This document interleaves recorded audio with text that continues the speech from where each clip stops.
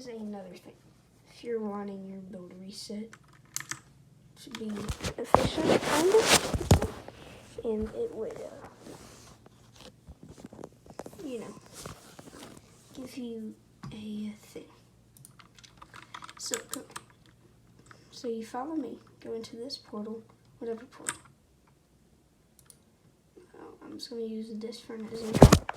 Now, what you want to do, you're wanting to set up a sequencer.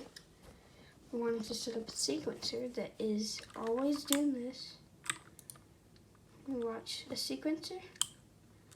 This is the wrong map.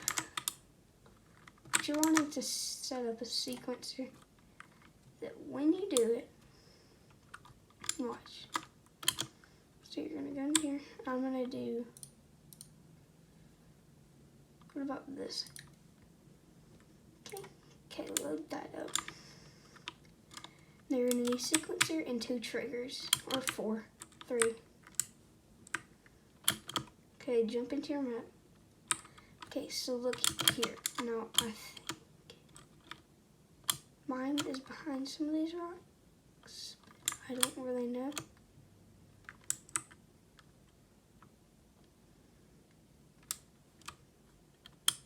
Okay, mine's right here. So you're going to do the settings, and this is going to be number 70, looping, none. Here's this just channel 1, and both of those. On the first thing, you're going to go to your thing, build resets, and change it to 20, enable to 20, and disable to 19.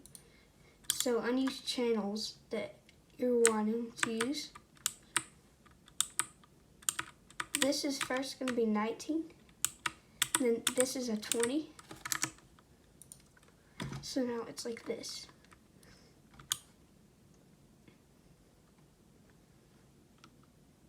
So you click it, you can't click another one. See, I can't click them until like 5 seconds.